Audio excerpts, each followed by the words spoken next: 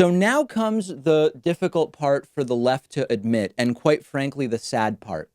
And I'll get to the conclusion up front so you know what we're talking about. We are losing the battle of ideas. The left is losing the battle of ideas in the United States right now. And it is not because our ideas aren't good. Many of the ideas are good, and other countries have already figured out that not only are they the right ideas, but they work. It's because the right's ideas only need to spread a little for them to be, quote, effective and have an impact, where the ideas of the left often require, because they are progressive, egalitarian ideas, the ideas of the left often require institutional support and legislation and much more infrastructure.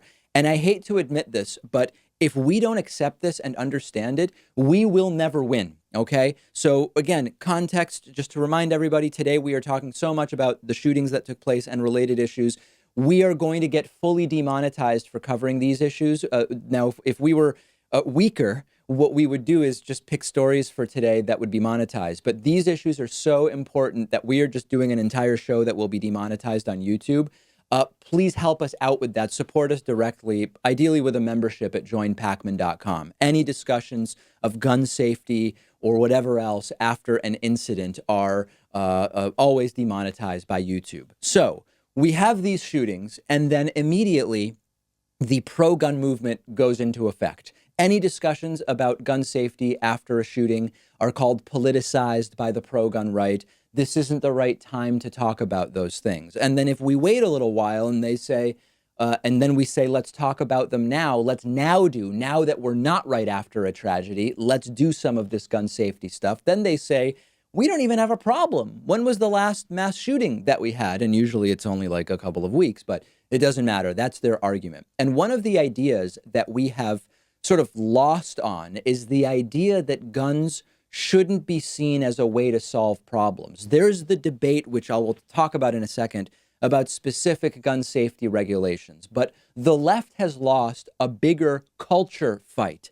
This country has a sickness, which is that too many people see guns as a way to solve their personal problems. They see guns as a way to solve societal problems. They see guns as a way to solve cultural and economic problems. We will not win until we root out that malignancy. And in the meantime, we're not even going to reduce the mass shootings until we make it more difficult to carry out some of these ideas by making the guns more difficult to come by. And this is where we have to understand that even just within gun safety, there are such simple things that we just can't get done because ultimately there isn't enough overwhelming support for them where it matters. Universal background checks, okay? We couldn't pass universal background checks after the Sandy Hook shooting with Democrats controlling the White House, the House, and the Senate. If we can't do it then, I don't know that we can ever do it without some wholesale realignment of American culture, period. Stricter mental health or psych evals for all gun sales with restrictions based on outcomes. Depending on the outcome of those psych evals, restrictions on firearm ownership that are stricter and apply to all gun sales, period. We just can't do it. Focusing bans on certain ammunition types and modifications that make it even harder for law enforcement to subdue a shooter before they, or really when we talk about shooters, we're talking about before he can do more damage.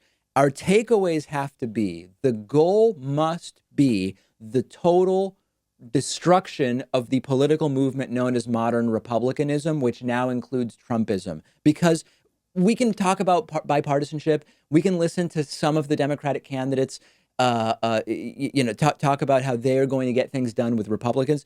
We will make no progress while these people control the White House or the Senate or the House of Representatives. This is not, by the way, a pat on the back to Democrats.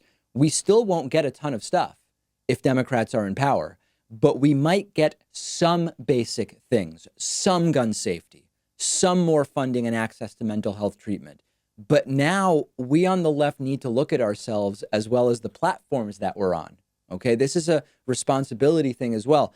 If you look at the manifesto of the El Paso shooter and you consider that he posted something to the radical right message board 8chan before the shooting, you come to realize something. Those calls I get from young people who say, hey, I was radicalized by the right-wing online echo chamber, But then I found the David Pakman Show, and then I found Kyle Kulinski, and I found others.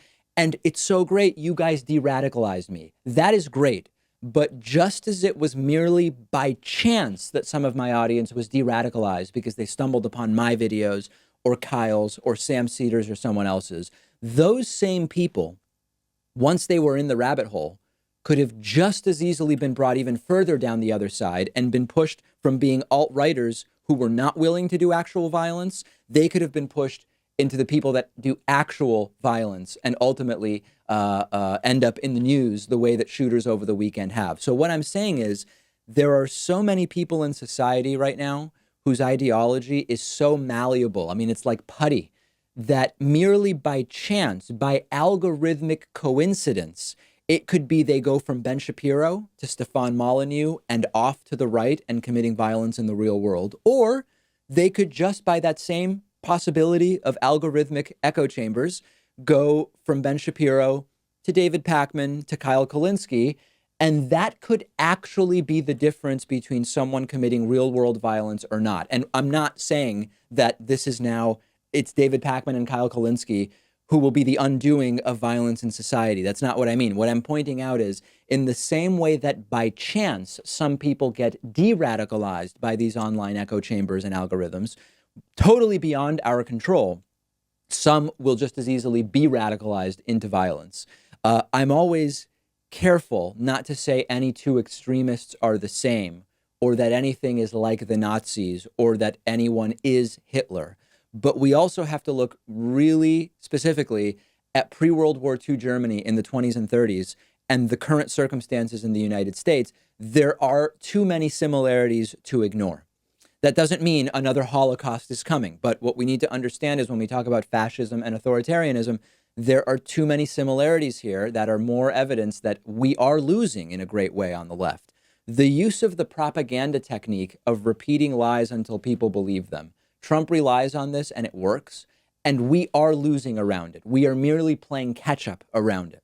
Hitler, like Trump, was sort of like an ignorant, uneducated showman who lacked a lot of basic knowledge about the world, but pulled people in with catchphrases and simple ideas because he at least had a sense of what got people's attention. That's very similar to Donald Trump. Similarly, anti-internationalism was a big thing in post-World War I Germany, which mixes with isolationism. Germany had this in that period before World War II. We're seeing it again in the US in Trump with the idea of separating from Europe and our allies, building walls, keeping brown people out, protectionism on trade. We are seeing that as well. Self-victimization. Trump is the victim of everybody, right? The Democratic Party, Trump's the victim. Journalists, Trump's the victim. The fake news media, Trump's the victim. Everyone is victimizing Trump the way German propaganda claimed that Germany was being victimized in the period before World War II. And we can't ignore what we're talking about here in the context of these mass shootings. In the same way that we saw it in pre-World War II Germany, Donald Trump is using the thinly veiled promotion of violence through these coded messages and the suggestive vocabulary he uses. This is another similarity. So we on the left need a full accounting and plan here, because this needs to stop. But we're only going to start being able to do that if we first recognize that, yes, we're losing the battle of ideas because they win much more easily than we do. Example, we want healthcare for all. We want to reduce income inequality. We want to stop pointless wars. We want to totally take apart the military-industrial complex. How do we do that? Well, we've got to be activists for that. For years, working to change public opinion such that we will elect people who will ultimately do those things. But the other side just needs some radical nuts to, on the same weekend, go and open fire because they hate immigrants, and it's a win for them. So when I say we're losing the battle, I don't mean we have the wrong ideas. I don't mean we aren't communicating them effectively, even though we could probably communicate them in a better way. What I mean is that the threshold for winning is so much lower for them, and I don't know how we fight that. So that's where my commentary ends. I would love to at this point say, and then here is what we do. Unfortunately, I don't know what we do, and I want to hear from you about it. We will have a poll about this on our Instagram page at David Pakman Show. Follow me on Instagram while you're there at david.pakman. It will be a very long week of trying to sort out a lot of this. And I'm glad that you'll be here with me in order to do that.